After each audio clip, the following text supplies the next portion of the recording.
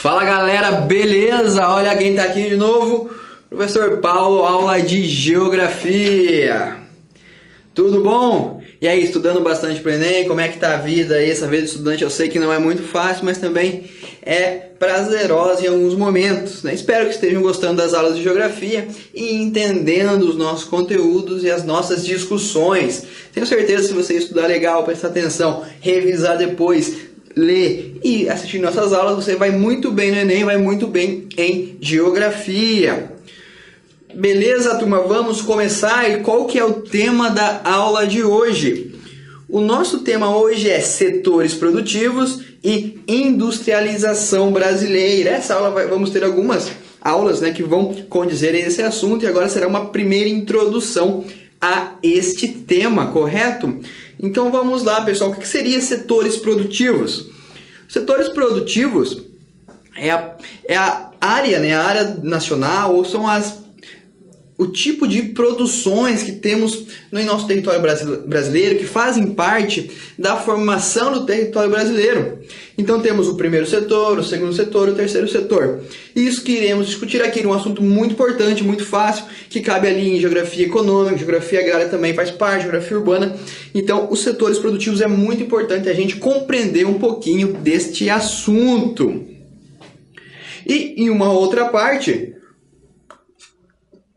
vamos abordar o tema da industrialização brasileira, como o Brasil se industrializou, né? Quais foram as principais características.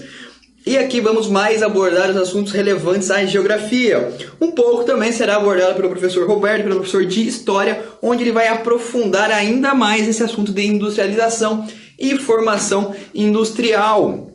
Quero dizer a você, caro amigo, que a questão da industrialização está totalmente ligada em um primeiro momento com a questão econômica, com os ciclos econômicos, né, que já discutimos aqui no Brasil, que foi um dos principais assuntos, um dos principais fatos importantes na construção do território brasileiro, na ocupação do território. Então a industrialização brasileira está ligada a ciclos econômicos, à produção econômica, a toda a questão histórica que em primeiro momento propôs, né, fez com que fosse possível ocorrer uma industrialização em uma parte e outra parte não, ou mais tarde. Então, na aula de hoje, vamos abordar esses assuntos. Maravilha? Beleza? Todo mundo ligado aqui em mim? Vamos começar? Setor primário ou primeiro setor. O que seria o primeiro setor? Antes de discutir aqui, vim aqui para a apresentação, para a telinha. Vamos pensar aqui, primeiro setor é o que vem primeiro. Então pensa, aquilo que é produzido primeiro, aquilo que nasce, aquilo que surge em primeiro, consequentemente, fará parte do primeiro setor, correto? E o que vem primeiro?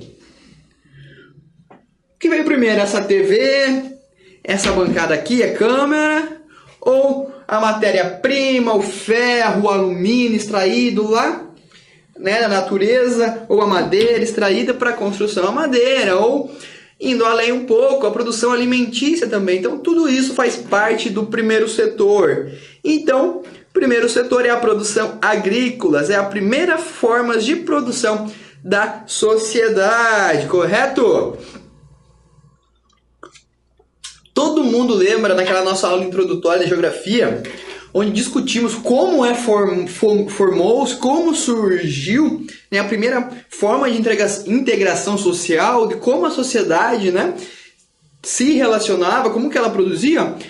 A partir do momento que a sociedade começa a viver de forma organizada, passa a viver de nômades para a forma sedentária, começa a ocorrer as primeiras atividades, e a primeira atividade foi a produção agrícola, lembre? Então, lá na Suméria, os povos, né, que foram os primeiros povos, plantavam, né, e relacionavam a questão agrícola. Então, é aí que surge o primeiro setor, o setor de produção agrícola. E quais são os tipos, né, quais são os tipos de produção que ocorrem nesse primeiro setor? Aqui agora, pessoal, além de eu falar um pouquinho de como vai surgir, né, a produção pecuária ou a produção no primeiro setor, vamos discutir também alguns fatos que envolvem ali a produção e, consequentemente, entraremos um pouquinho ali na geografia agrária, que em vídeos futuros, né? Que se você já viu ou não viu ainda, vai estar aí disponível para você também abordar esse tema que é muito relevante e muito importante para você que é estudante, para você que quer conhecer um pouco mais da nossa realidade. Sem mais delongas, como que podemos dividir o primeiro setor? Primeiramente, pecuária, então é a produção de animais, né? Produção não, né? Criação de gado, ovelhas, galinhas, suínos, então todo tipo de criação animal cai aqui na pecuária. Uma outra forma de produção do primeiro setor é o extrativismo vegetal. E o que seria o extrativismo vegetal? É extrair da terra vegetação, planta, comida. Então quando eu extraio, planto, milho, quando eu planto milho e depois tiro, eu estou fazendo um extrativismo vegetal. Tá? Então a pecuária e o extrativismo vegetal são uma das mais importantes formas de produção do primeiro setor brasileiro e de produção econômica do PIB brasileiro. Está aqui uma grande importância, né? Nesse setor, no setor primário. Um outro tipo de extrativismo, a questão do extrativismo mineral. O que seria extrativismo mineral? É retirar, então extrair é eu retirar, extrair. O que eu extraio? O que eu tiro, né? É tirar mineral da terra. Então no Brasil podemos considerar que temos extração de ferro, extração de alumínio, calcário. Então tudo aquilo de mineral que tiramos da terra ou do mar de algum lugar é um tipo de extrativismo. Tudo bem que também é muito importante para a questão econômica. E um outro tipo de extrativismo é o extrativismo animal. E o que seria o extrativismo animal? Foi a mesma coisa que pecuária. Não é. O que seria extrativismo animal? Por exemplo, a pesca. Eu tiro do mar, né? Eu tiro do rio um peixe, eu estou extraindo o peixe. Então é um extrativismo animal, né? A pesca em rio, em mar, faz com que eu extraia do meio ambiente, extraia da natureza esse animal que forme também uma parte de extração na questão do setor primário. Agora vou trazer aqui pra gente um pouco da produção do primeiro setor, o que envolve ali, né? O que é produzido nesse primeiro setor, certo, meu amigo? Tudo beleza? Então vamos lá. Uma questão muito importante, pessoal, que cai em prova, que cai em vestibular, é a questão das commodities. E o que é uma commodity, pessoal? É uma produção em grande escala, tá? Então aqui no Brasil alguns exemplos de commodities, as principais é a soja, o trigo, a cevada, certo? Então commodity é aquilo que eu produzo em grande escala e me gera ganhos, eu tenho muito. Então uma commodity brasileira é a soja, isso é muito, muito importante. Pode cair alguma questão, quais são os estados mais importantes ou a região mais importante na questão de produção de commodities ou o que são commodities, né? Então, é uma produção em grande escala. Voltando aqui, existem, pessoal, 4 tipos de commodities. E quais são elas? Primeiro, como já discutimos, as commodities agrícolas. Então, soja, suco de laranja, congelado, seria carne congelada, frango, todo tipo de carne, trigo, algodão, borracha, café, tá? Então, a borracha a gente tira o latex da seringueira, o café, a extração. Isso é uma commodity agrícola, aquilo que a gente produz em grande escala. Commodities de minerais, está estritamente ligado à questão da extração mineral, que seria o minério de ferro, alumínio, petróleo, ouro, níquel, prata, né? Então, se a gente produz muito desse mineral, é uma commodity também que temos aqui no território nacional. Uma outra commodity, né, que não vai estar ligada tanto assim ao primeiro setor, mas também é uma commodity, né? Agora saindo um pouco, é a commodity financeira. Então, moedas em vários mercados, títulos públicos de governos federais, etc. Por exemplo, o Brasil compra um tanto de dólar, alguns bilhões, milhões de dólares, é uma commodity financeira. Eu tenho um tanto de moeda guardada, né, em grande escala. E um último tipo é a commodity ambiental. Seria um exemplo aqui, crédito de carbono, né? Existem incentivos que os governos, né, bancam para que... Fugiu a palavra, pessoal. Para que fazendas ou áreas agrícolas não cortem nada, não extraem, não derrubem a sua mata nativa, a sua mata natural para a produção de carbono. Eles ganham, em contrapartida, um crédito. Então, essa grande produção de carbono seria as commodities ambientais, seria o crédito de carbono.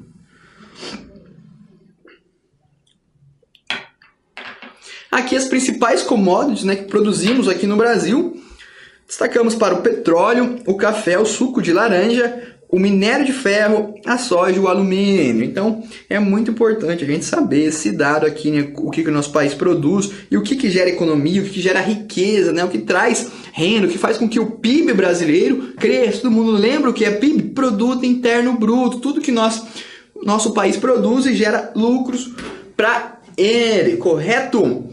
Voltando aqui, o que seria o lado bom, né, das commodities? O lado bom é a venda das mercadorias que geram lucro para o país. Então, eu tenho muita commodity, eu tenho um mercado consumidor, eu vendo para eles, consequentemente eu trago lucro para mim. Aí é um lado bom de ter commodities ou de se produzir, né, em grande escala. Uma outra questão é que o preço determina o lucro, lei da oferta e procura. Todo mundo lembra aqui o que é a oferta, o que é a procura? Bom, quando eu tenho muito produto, por exemplo, eu planto maçã, né? Então eu tenho uma grande plantação de maçã e eu tenho um grande mercado consumidor de maçã. Então todo mundo está me ligando, querem minha maçã.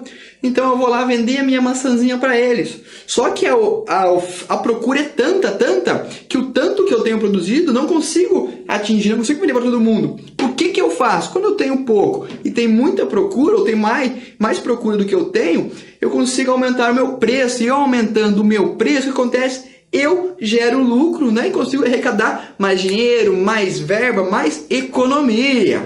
Tudo certo? E ao contrário, o que seria a parte, né, ao contrário disso? Voltando para a maçã, eu produzi muita maçã. Eu tenho aqui produção de maçã em grande escala, correto? Só que eu não tenho muita procura, eu não consigo escoar toda a minha produção, não tem para quem eu vender tudo isso. O que eu tenho que fazer para gerar movimento da minha mercadoria, para que eu faça vender, para que minha maçã não estrague, para que eu não perca, né, totalmente o que eu produzi? Eu vou ter que baixar o meu preço, né?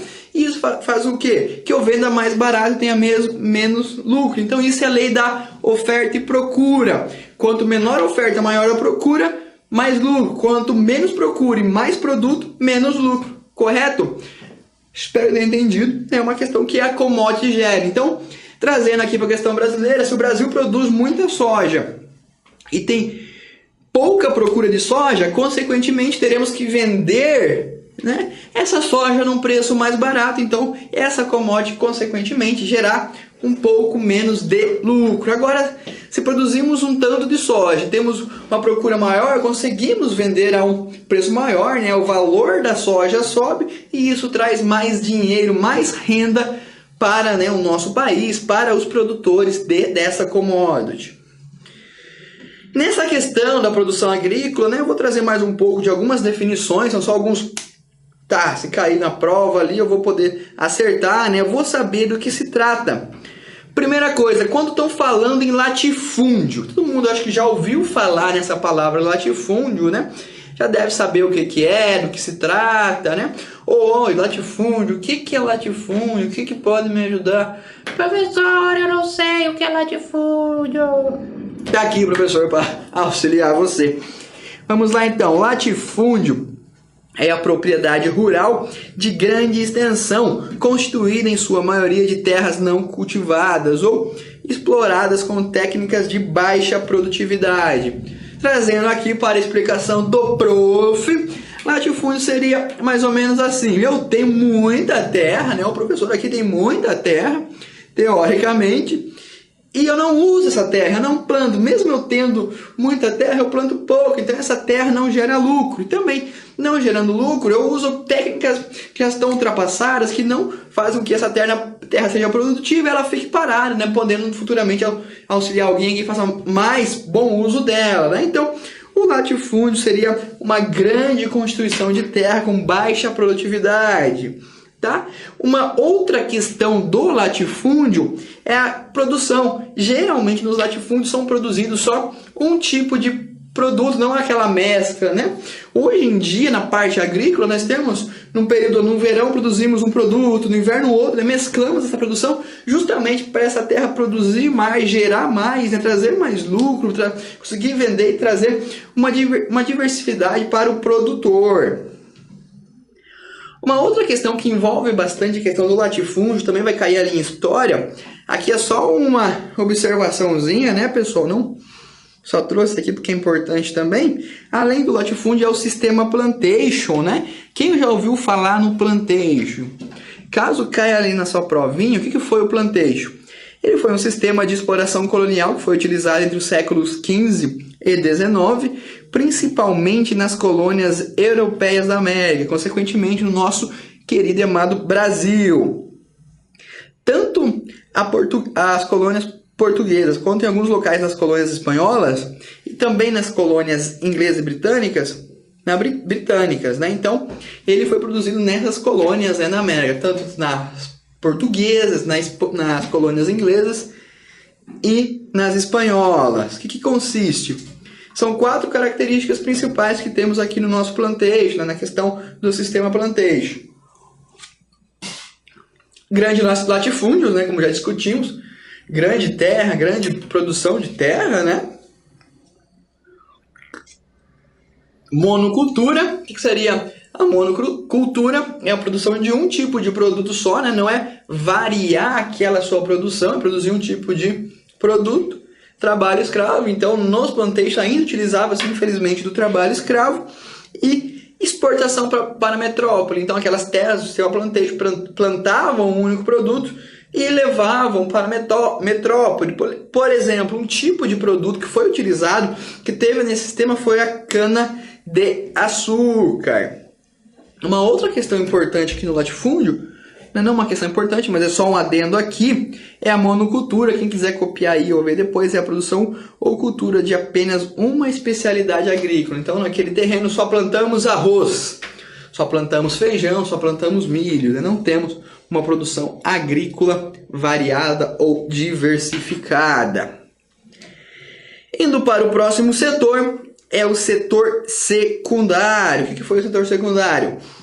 Começou com a industrialização no século XX, foi derivado da segunda revolução industrial. Então, a partir do momento que começa a ocorrer a revolução industrial, né, nos países da Europa, começa a surgir a matéria-prima, as fábricas metalúrgicas, né, começam a utilizar o petróleo, a energia elétrica, os países mais desenvolvidos começam a se industrializar ou começa a ocorrer a industrialização. Certo? Então, se o primário, aquilo que extraímos, é a primeira coisa, o secundário é logo depois da extração. Tá? Então, antes de vir aqui esse produto aqui, for produzido aqui, esse balcão de madeira, antes teve alguém que cortou a lenha, serrou, fez a tábua e depois produziu. Então, são as fábricas que fazem parte do setor secundário, a indústria, principalmente a indústria metalúrgica, a indústria automobilística, né? E a construção civil. Todo mundo sabe aqui o que é construção civil? Construção civil é a construção de prédios, de casas, né? A construção de lugares para nós morarmos, trabalharmos, abrigarmos, né? Então, também, a construção civil faz parte desse setor secundário e emprega um grande número de pessoas, certo? Lembra-se lá na aula de ciclos econômicos, como é que foi a primeira parte da industrialização brasileira? Onde que ocorreu? Ocorreu ali em São Paulo, né? Advindo da questão do café, da crise do café, crise de 29, né? Que o país começou a se industrializar, assunto que falaremos daqui a pouquinho. E por último, o setor terciário, né? Onde que ocorre a prestação de serviço. Por exemplo, eu dando aula aqui para vocês, eu estou no setor terciário, eu estou prestando um serviço, né? O setor terciário é o responsável pela maior parte de arrecadação e é onde está localizado a maioria dos trabalhos. Então, setor de saúde, educação, venda, setor comercial, fazem parte do setor terciário, né? É onde gera mais lucro, onde gera mais impostos aí para o país e contribuem com grande parte do PIB.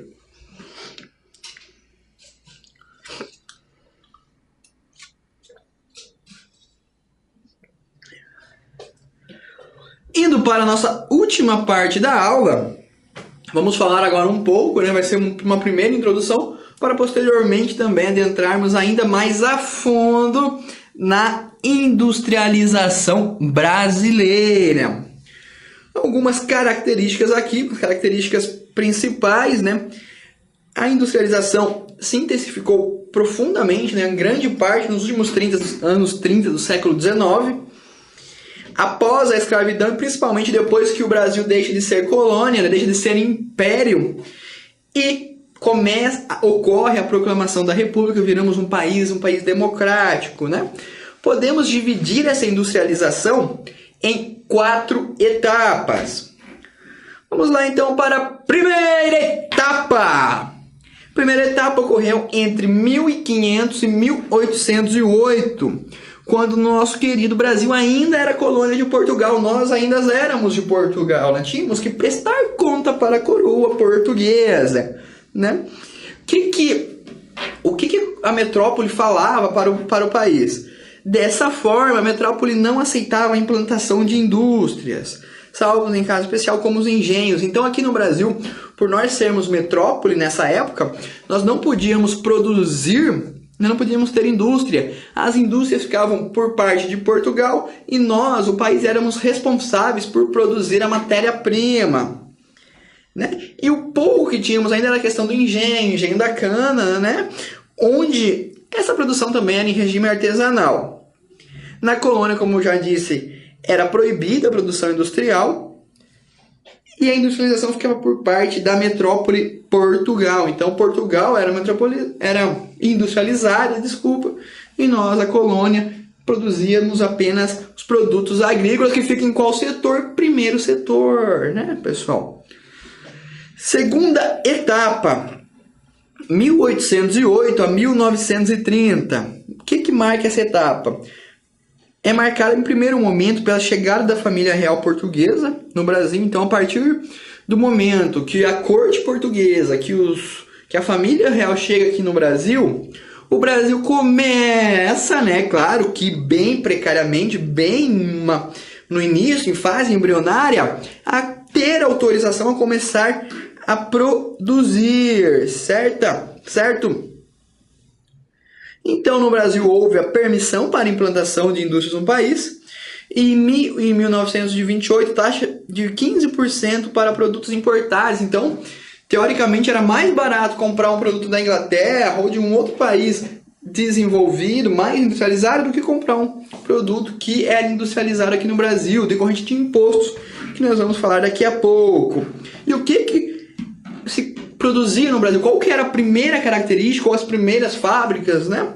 Era a produção na indústria têxtil, né? O Brasil não possuía máquina a vapor, era uma indústria bem precária, não tinha um grande mercado consumidor, apesar do Brasil ter um tamanho enorme. Nessa época não era tão colonizado, não tinha tantos habitantes.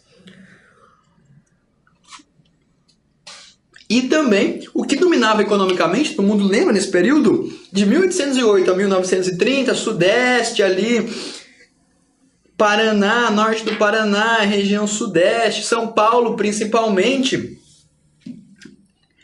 era a produção de café. Então o café que trazia mais lucro é onde o Brasil se intensificava, né?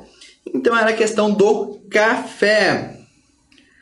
Em 1844, pessoal, a taxa de imposto na questão da produção industrial brasileira chegou a 60%. Então, para eu produzir alguma coisa em quesito industrial, eu tinha que pagar 60% para o governo. Declínio no café, os investimentos passam a ser no setor industrial. Então, em 1930, a partir da crise de 1929, o Brasil começa também a ter uma crise na produção cafeeira, porque não tínhamos mais compradores. A Inglaterra e os Estados Unidos estavam em crise, toda aquela crise da questão fordista que já discutimos, né? Todo mundo lembra que foi a grande crise fordista, que os países produziram muito, né, estocaram muito, não tinha quem consumisse e acabou naquele colapso e aquela crise de 1929 que vamos discutir posteriormente. E o que eram as primeiras empresas? Limitavam-se à produção de alimentos e tecidos, além de velas e sabão. Então eram produção bem precárias, né, bem artesanais, que não possuíam grandes tecnologias empregadas no seu meio de produção. E é onde começa a ter aquele primeiro boom na produção econômica brasileira. Começa a ter no governo de Getúlio Vargas, né? Então, a partir desse momento, começa a ter a primeira evolução considerável na industrial brasileira. O governo Getúlio Vargas, o governo Vargas começa a investir na questão da infraestrutura, a questão da produção metalúrgica. Vargas era um governador, né? Um presidente bem populista, então ele criou grandes empresas, grandes estatais, como a Petrobras, como a primeira siderúrgica brasileira, e foi um dos responsáveis por ocorrer esse desenvolvimento no país. Vargas também trouxe grandes regime trabalhista, implantou, né, a questão de horas trabalhistas, criou uma das constituições de 1934, trouxe a questão do direito trabalhista. Então Vargas pensou nessa questão industrial e foi importante também para o desenvolvimento industrial brasileiro. Uma das questões também que o dinheiro vindo para se investir em indústria, se investir na produção industrial, veio a partir de grandes produtores em café que estavam em crise a partir da crise de 1929. O café também deixou um grande legado, né? Fez com que na região sudeste, principalmente em São Paulo, fosse implantar a questão da infraestrutura e a questão industrial aproveitasse essa infraestrutura que já era implantada em São Paulo para implantar também a questão da produção industrial brasileira. Essa época Vargas é a terceira etapa, né, que vai de 1930 a 1955, momento que a indústria recebeu muitos investimentos dos ex-cafeicultores e também em logística. Então Vargas também investia na questão de vias, ferrovias, né? Construção de vias de circulação de mercadorias proveniente das evoluções nos meios de transporte que facilitaram a distribuição de produtos para várias regiões do país. Então antes tínhamos muitas ferrovias que transportavam café e agora, a partir desse momento, aquela infraestrutura começa a servir à produção industrial. Nesse período também foi instalada no país a Companhia Siderúrgica Nacional, construída entre os anos de 42 e 47. Foi uma empresa de grande importância no sistema produtivo industrial, uma vez que abastecia as indústrias com a matéria-prima, né, com principalmente metais, ferro e alumínio já fundido. E no ano de 1953 foi instituída uma das mais promissoras empresas estatais, era a Petrobras, que era responsável pela produção de combustíveis, de petróleo para exploração do petróleo nacional. Chegando aqui na última etapa, ou quarta etapa, que começa em 1955 e segue até os dias atuais, foi promovida por JK. Uma das grandes características de Juscelino Kubitschek, ou DJK, foi a entrada de recursos vindo do exterior, de multinacionais, de empresas privadas no nosso país. O lema de JK era desenvolver 50 anos em 5 apenas. Então o Brasil foi um período de grande crescimento econômico, ou que chamava-se o milagre econômico brasileiro, que posteriormente traz alguns problemas como dívidas e tal, mas que vamos discutir depois, né? Uma das grandes características importantes foi a vinda de empresas automobilísticas. A primeira que veio ao país foi a Volkswagen, né? JK permitiu a entrada de recursos oriundos de fora do país e a instalações de multinacionais, como já mencionamos, desenvolvimento do país, acesso a bens de consumo e dependência de tecnologia estrangeira. Nesse período, o brasileiro começa também a ter um maior acesso à questão de alguns bens de consumo, como um carro, vários tipos de roupa, mercadoria, televisão, um pouquinho posteriormente, né? Tecnologia. Então nesse período também foi importante. E posteriormente começamos a ter alguns desenvolvimentos industriais em outras áreas do país. Lembra aqueles ciclos econômicos? Em primeiro Sudeste, depois região São Paulo, Rio. Depois temos o desenvolvimento lá na questão da Amazônica, né, na Zona Franca de Manaus. Por último, indo para o Nordeste, onde a procura de uma mão de obra barata, de mais espaço para a produção, a saída da produção industrial das grandes cidades para cidades do interior, para cidades médias, atrás também de uma mão de obra mais barata, de pagar menos imposto. Então, tudo isso faz parte da quarta etapa. Correto, meus amigos? Entender um pouquinho dos setores de produção, da produção industrial brasileira. Espero que sim, espero que a aula tenha sido produtiva, que você tenha entendido esse prof aqui um pouco. E espero vocês no próximo vídeo. Muito obrigado pela atenção de todos. Lembre-se, paz no coração, geografia na cabeça. Um forte abraço a todos. Até mais!